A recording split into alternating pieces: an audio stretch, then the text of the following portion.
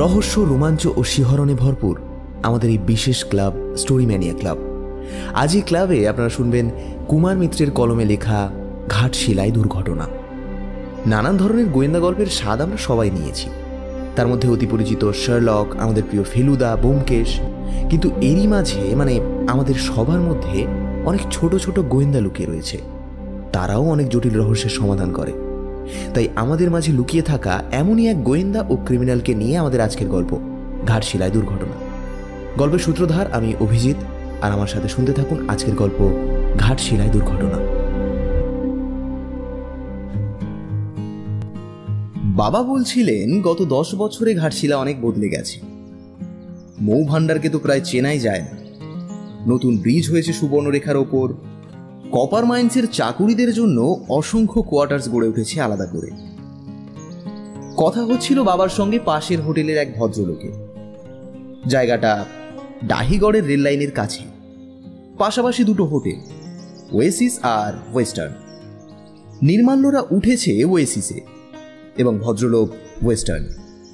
নাম যতই জবরদস্ত হোক না কেন, নেহাতি সাদাশীতে দোতলার কোঠা বাড়ি, তবে বাগবাগিচায় ঘেরা। আশপাশটা মনোরম, সামনের ঢেউ খেলানো খোলা মাঠ, ফলে একরকম সৌন্দর্য আছে। হোটেলের সামনেই এক ফালি রাস্তা, একদিকে গেছে হাইওয়ে মুখো এবং অন্যদিকে সেটা সুবর্ণরেখায় ছুঁয়েছে। রাস্তার ধারে শীতের রৌদ্রে গা পেতে গল্প করছিলেন ওরা, নির্মাল্যের বাবা বিনায়কবাবু আর ওই ভদ্রলোক। উনি বয়সে বিনায়কবাবুর মতোই, 48 কি 50। লম্বা শক্তপোক্ত চেহারা, মাজা মাজা রং, ছোট ছোট করে ছাঁটা ব্যাকব্রাশ চুল, চোখে কালো ফ্রেমের মোটা লেন্সের চশমা। গলার আওয়াজটাও বেশ ভারী এবং ব্যক্তিত্ব ব্যঞ্জক। মধ্যবয়সী হলেও বেশ শৌখিন প্রকৃতির, কোনো বড় দরের চাকুরে টাকুরে বলে মনে হয়। নির্মাল্য অলস কৌতূহলে মাঝে মাঝে ভদ্রলোককে দেখছিল, আবার কখনো ছড়ানো মাঠটার ওপারে যে বসতিটা আছে তার ওপর চোখ পেতে দিচ্ছিল। তার আপাত নিরীহ চোখ দুটোর মধ্যে ঈগলের এক তীক্ষ্ণ অন্তর্ভেদী নজর, আর তার কানগুলোও বেশ সজাগ। সর্বক্ষণ সে যেন ওদের কথাবার্তাগুলো কান দিয়ে গিলে নিচ্ছিল। সাধারণ আটপৌড়েই কথাবার্তা, যা হামেশাই হয়ে থাকে, কিন্তু নির্মাল্যের স্বভাবই ওই, সবকিছুতে চোখ রাখা আর সবকিছুতে কান পাতা। 72-এ বিনায়কবাবু যখন সপরিবারে ঘাটশিলায় এসেছিলেন, নির্মাল্যও সঙ্গে ছিল, কিন্তু তখন সে খুবই ছোট, 5 কি 6 বছরে। ফলে সেবার সে কি কি দেখেছে আর কি কি শুনেছে তার কিছুই মনে নেই। তার কিন্তু বেশ লাগছে ঘাটশিলা। শীত এবছর বেশ জমিয়েই পড়েছে, আর পাহাড়ি অঞ্চলে শীতের তো একটা আলাদা চার্ম আছেই। এমন খোলামেলা ভূপৃষ্ঠ, দিগন্তে পাহাড়ের সিলুর ছবি, আশেপাশে রাঙামাটির তরঙ্গ, ছবির মতো বাড়িঘর, সমস্ত কিছু মিলেই কেমন যেন একটা ছুটি ছুটি ভাব। বোটানিক্সে পিকনিক করতে গেলে মনের ভার কমে গিয়ে যেমন একটা হুল্লোড় ভাব চলে আসে, ঠিক সেই রকমই ভাব এখন সবার মনে।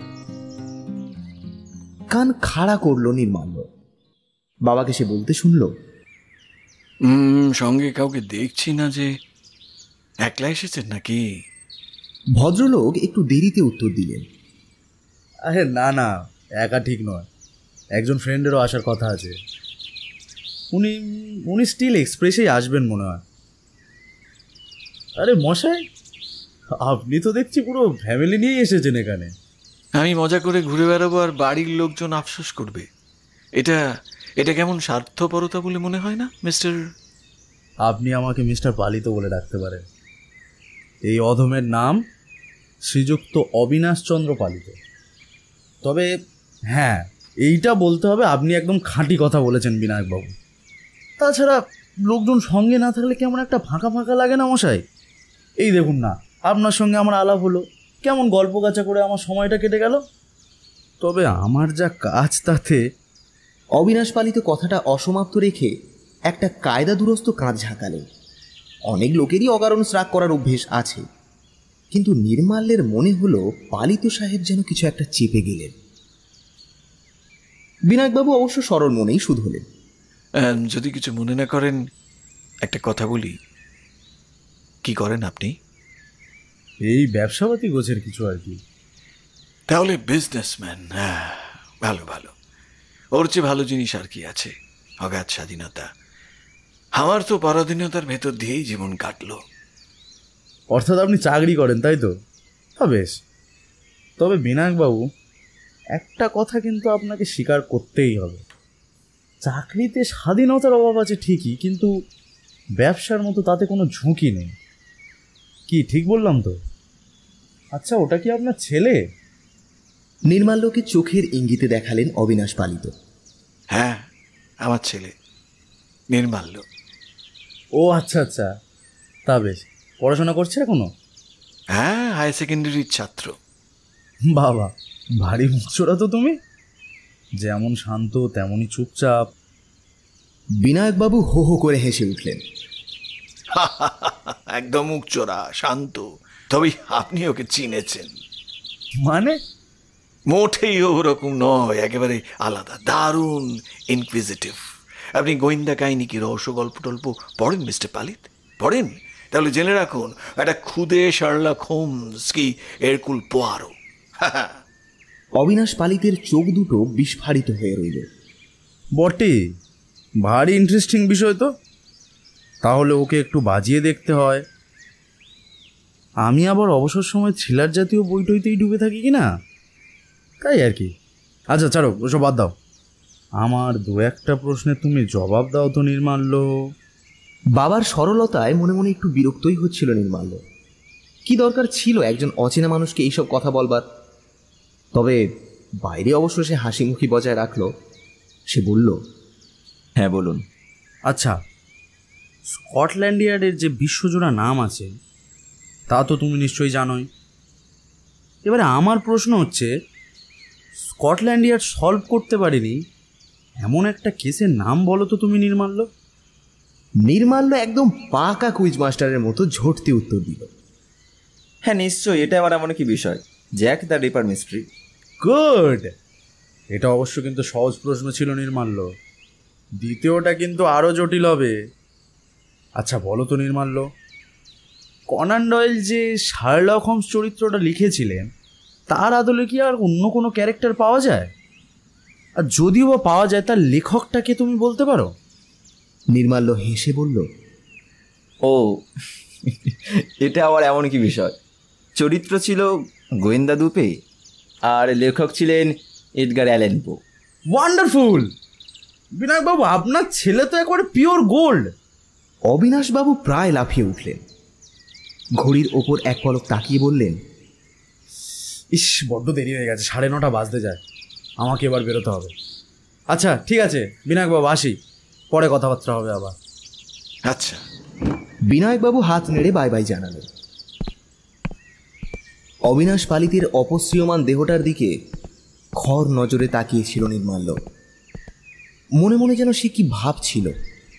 ইংরেজিতে যাকে বলে অ্যাভারেজ ম্যান, লোকটি যেন ঠিক সেরকম নন।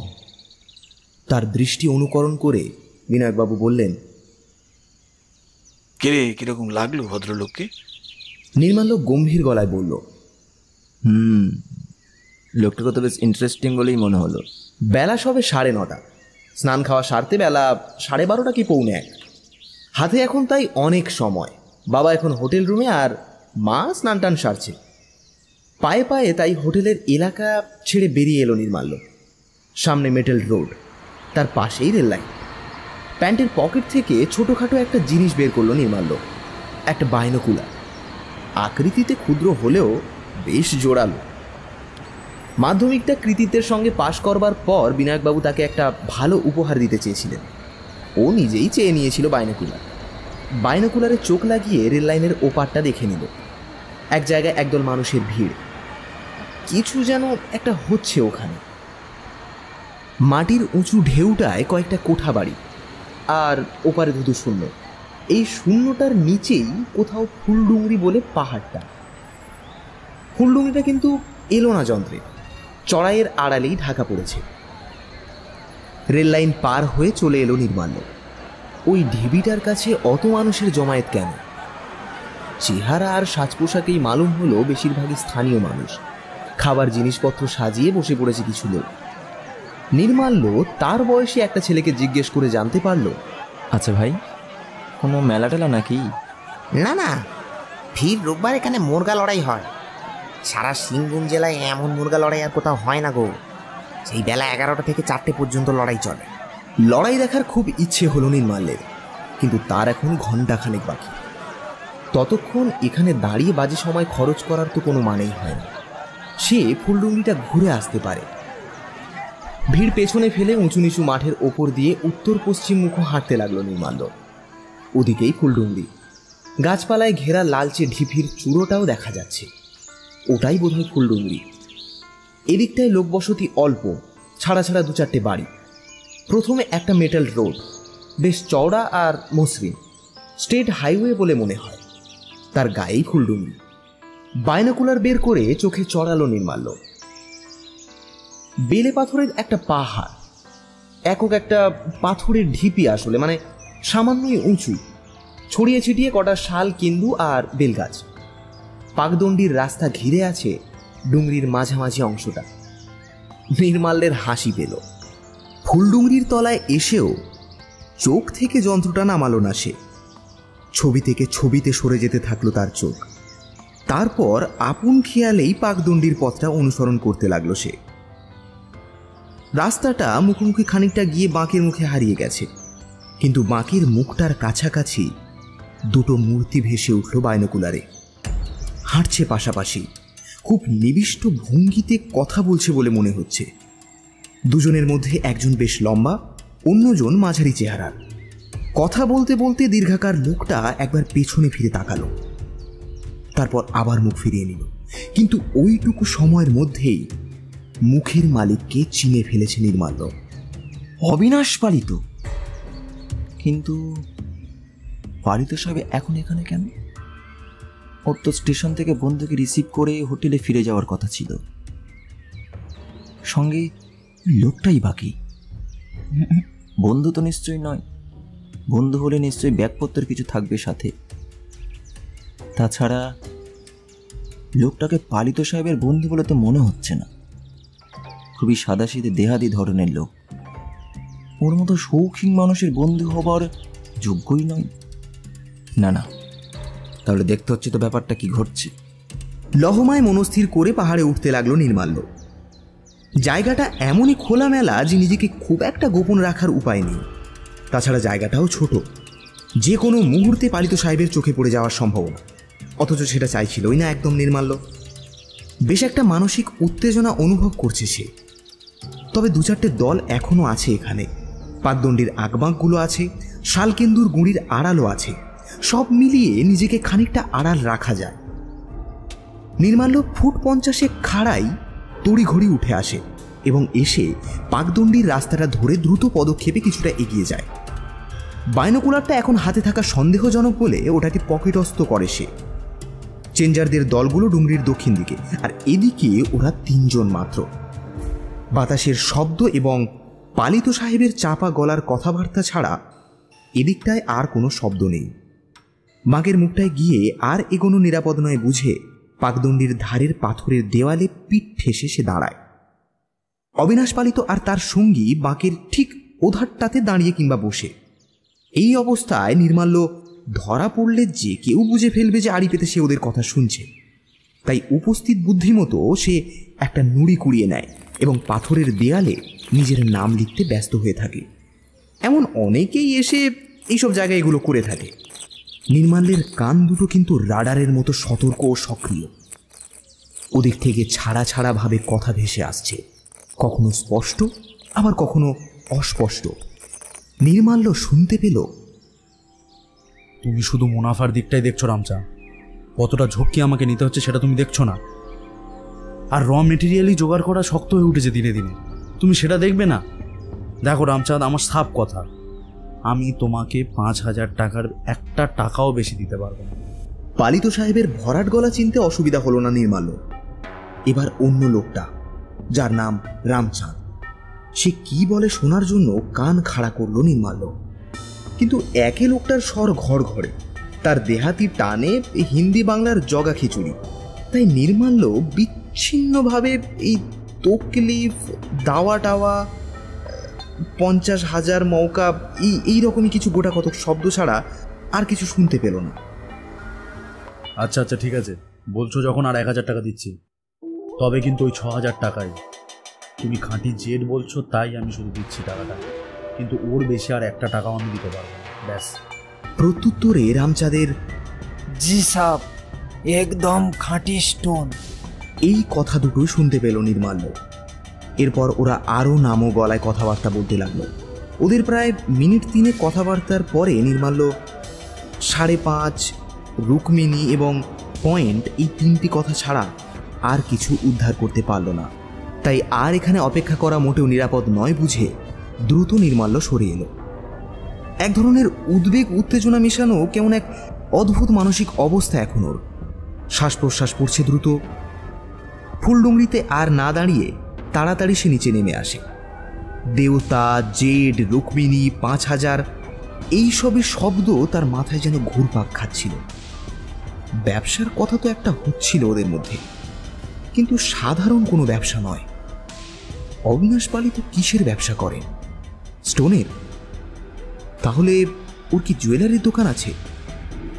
জেড যে এক ধরনের স্টোন বা দামি কোনো পাথর সেটা অবশ্য ভালোভাবেই জানতো নির্মাল্য, কিন্তু রুক্মিণীটা কি? এত অস্থিরতার মধ্যেও মুরগা লড়াইয়ের ব্যাপারটা সে ভোলেনি। ফেরার মুখে খানিকক্ষণ লড়াই দেখে সে, খুবই উপভোগ্য লড়াই।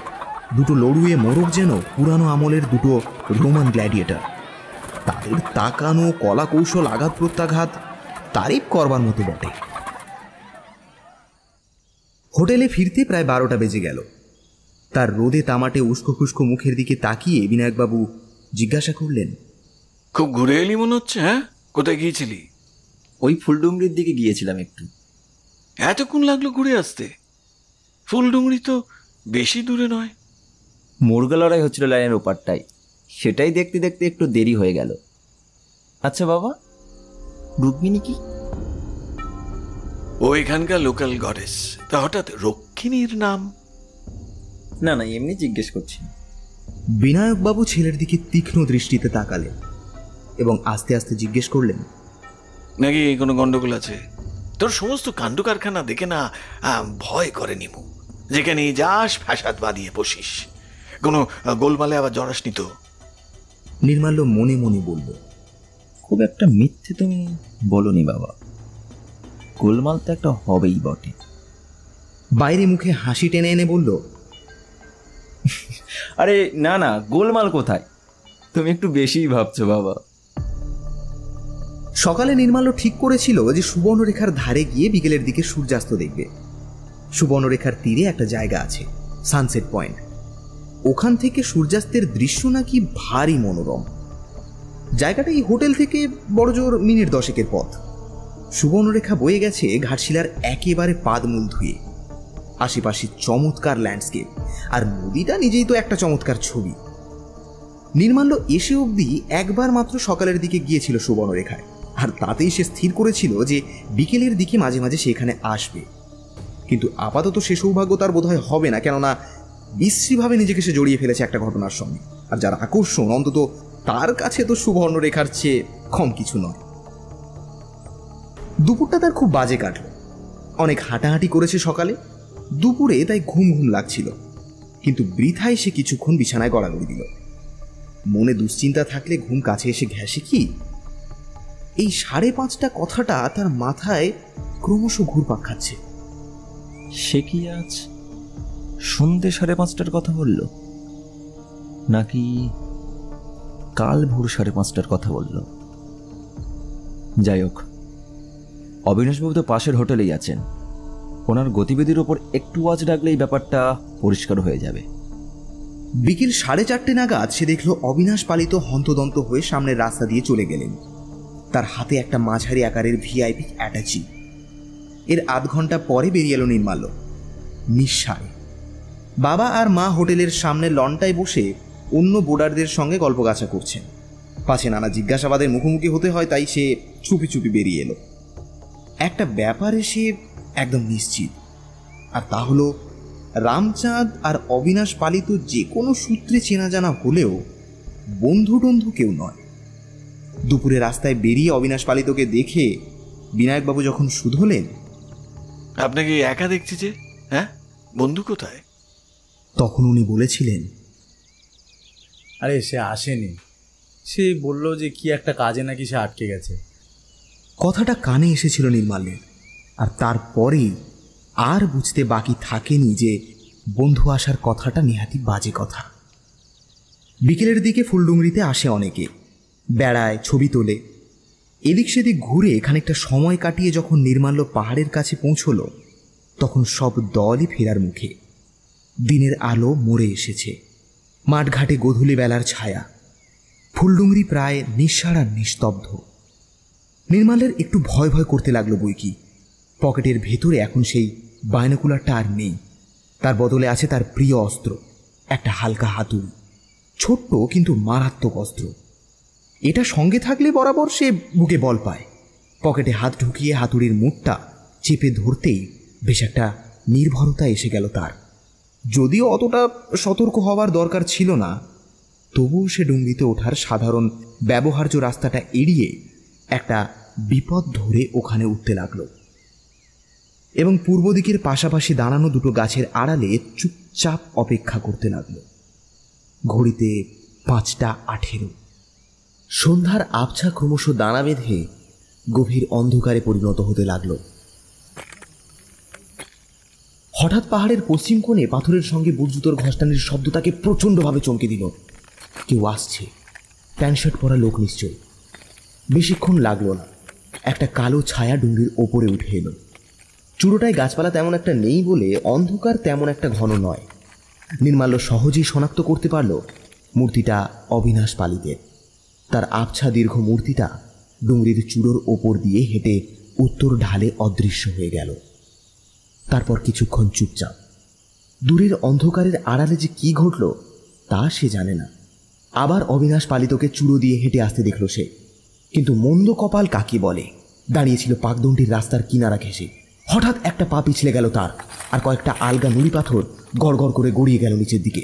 কে কে ওখানে? कौन आदमी उधर? চেঁচিয়ে উঠলেন অবিনাশ পালিত। সঙ্গে সঙ্গে এক ঝলক আলো অন্ধকার ফুড়ে নির্মাল্যের পাশ দিয়ে বেরিয়ে গেল। সে বুঝতে পারল এখানে লুকিয়ে থাকার চেষ্টা করলে ধরা পড়ার সম্ভাবনাই বেশি। দুজন সমর্থ মানুষের সঙ্গে লড়াই দিতে হয়তো সে পারে, হয়তো জিততেও পারে, কিন্তু তাতে তার এখানে আসার উদ্দেশ্য পণ্ড হবে। অপরদিকে রাস্তা দিয়ে পালাবার চেষ্টাও বোকামি, তাই নিরুপায় হয়ে গড়ান বে নামবার চেষ্টা করল সে।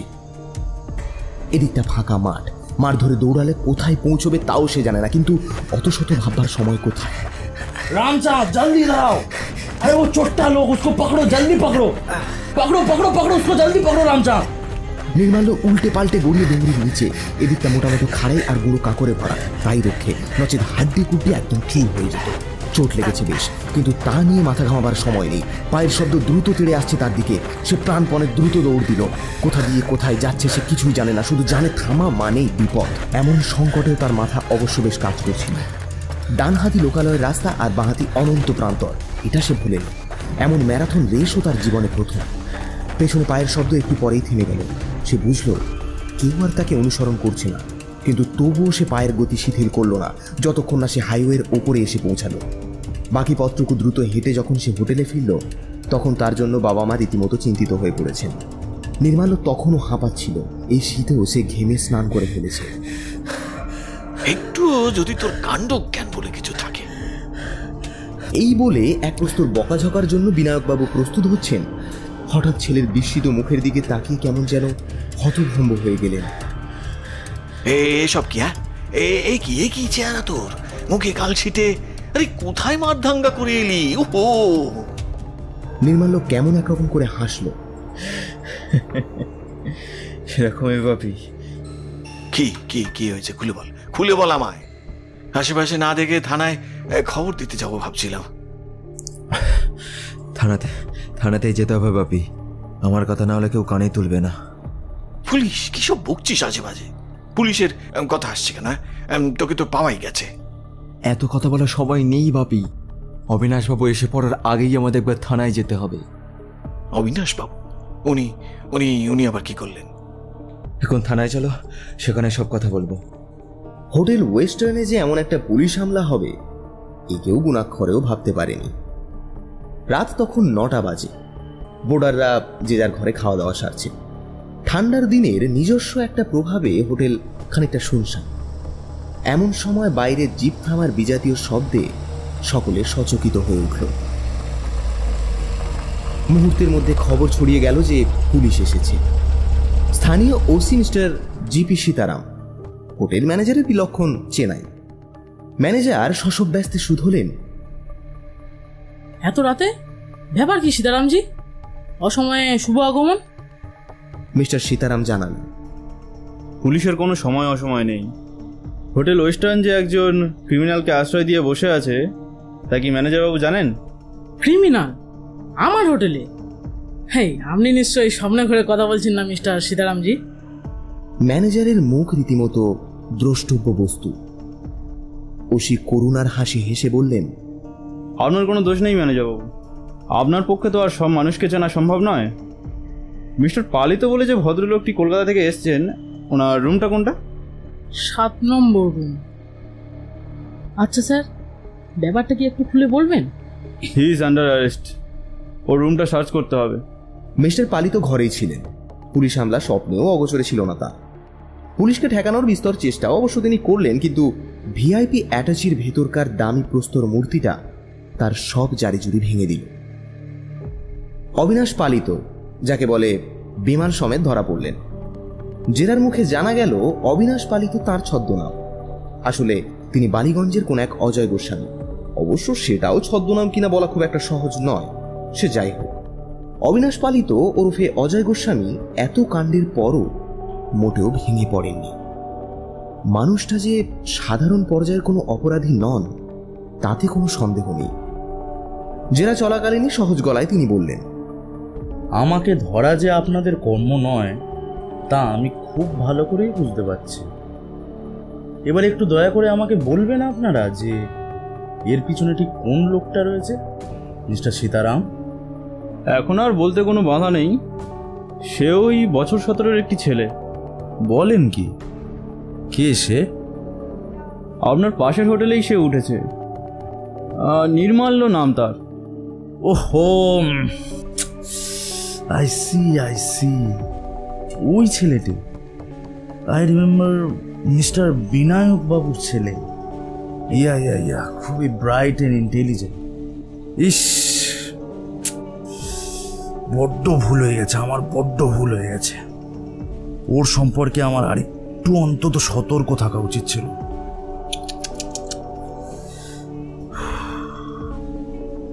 যাই হোক অফিসার, ওর সাথে কি আমি একটু দেখা করতে পারি? ওসি একটু চিন্তা করে বললেন, হ্যাঁ তা পারে, কিন্তু দেখুন মশাই, কোনো ট্রিক খেলবার একদম চেষ্টা করবেন না। আহা, আপনার ভাবনারও তো কারণ নেই, আপনি তো রইলেনই আমার সঙ্গে। খবর যেতে দেরি হলো না। বিনায়কবাবু ছেলেকে নিয়ে হাজির হলেন। বেশ একটু উদ্বিগ্নই অবশ্য ছিলেন তিনি। তখনও তার ধারণা যে কোথাও একটা গন্ডগোল করে বসে আছে নির্মাল্য। অবিনাশ পালিতের সাচ্চা জেন্টেলম্যান চেহারার ভেতরে যে একটা চুচ্ছাচুল লুকিয়ে আছে, এটা বিশ্বাস করতে তার মন যেন সায় দিচ্ছিল না। ঘটনার পরিণতি দেখে তার বুকের ভেতর থেকে যেন একটা গুরুভার পাথর নেমে গেল। নির্মাল্যকে দেখে অজয় গোস্বামী কিন্তু ক্রুদ্ধ বা বন্য হলেন না, বরং তার কাঁধে হাত চাপড়ে প্রশংসার সুরে বললেন, তুমি আমাকে হারিয়ে দিয়েছো নির্মাল্য। তোমার বুদ্ধির পরিচয় পেয়েও তোমাকে খাটো করে দেখাটা আমার উচিত হয়নি। সন্ধেবেলা তুমিই ফুলডুংরি গিয়েছিলে, তাই না নির্মাল্য? আশ্চর্য সাহস তোমার। আর তোমার উপরে আমার কোনো রাগ নেই নির্মাল্য। জানি না কেন তোমার উপরে কোনো রাগ হচ্ছে না আমার। তুমি আমার বাইরের খোলসটাকে বিশ্বাস না করে ভেতরের শয়তানটাকে খোঁজার চেষ্টা করেছো, আর এটা খাঁটি গোয়েন্দার লক্ষণ। And I am proud of you my boy. তোমার বুদ্ধির কাছে আমি হেরে গেছি নির্মাল্য। বিনায়কবাবু হতভম্ব, এমনকি নির্মাল্য অবাক। অজয় গোস্বামী সকলকেই বিস্মিত করে দিয়েছেন। পুলিশের জেরায় জানা গেল অনেক কিছুই। অজয় গোস্বামী একসময় কলকাতার এক থানায় পুলিশ ইন্সপেক্টর ছিলেন। ক্রিমিনালদের নিয়ে নাড়াঘাটা করতে করতে তাদের সঙ্গেই একসময় হাত মিলিয়ে বসেন। এই অপরাধেই তার চাকরি যায়। আর তখন থেকেই তিনি ক্রিমিনালদের নিয়ে একটা চোরা কারবারি চক্র গড়ে তোলেন। বাইরের পরিচয়ে তিনি একজন অ্যান্টিক ডিলার বা প্রত্নদ্রব্যের সংগ্রাহক, কিন্তু আসল কাজ নানা এলাকার দুষ্কৃতিকারীদের দ্বারা প্রত্নদ্রব্য অপহরণ করিয়ে বাইরের দেশগুলিতে তা প্রভূত মূল্যে পাচার করা। ঘাটশিলা থেকে মাইল 15 দূরে এক গ্রাম থেকে কদিন আগে যে বহুমূল্যের জেট পাথরের রুক্মিণী মূর্তিটি অপহরণ হয়েছিল, সেটাই এই অ্যাটাচির ভেতরকার মূর্তিটি। তারই নির্দেশে রামচাঁদ এবং তার দল মূর্তিটা মন্দির থেকে চুরি করে।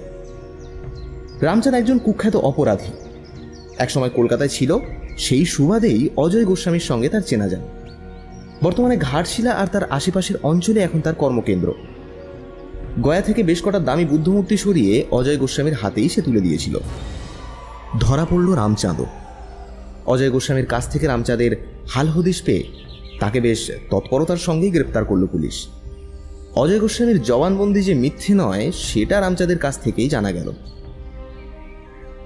ব্যাপারটা নিয়ে হইচই যা হলো তার কহতব্য নয়। নির্মাল্য তো রীতিমতো হিরো বনে গেল। সকালে বেড়াতে বেরোলে সবাই তাকে দেখিয়ে বলে, বাহাদুর ছেলে, কি বা বয়স, অথচ বুকের পাটা দেখো। এইসব ছেলেরাই তো আমাদের দেশের ভবিষ্যৎ।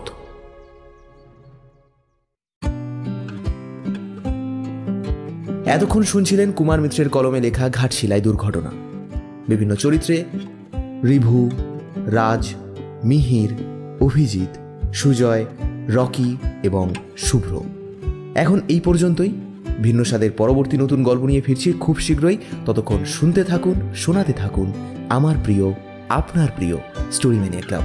সাথে সুস্থ থাকুন এবং ভীষণ ভীষণ ভালো থাকুন। ধন্যবাদ।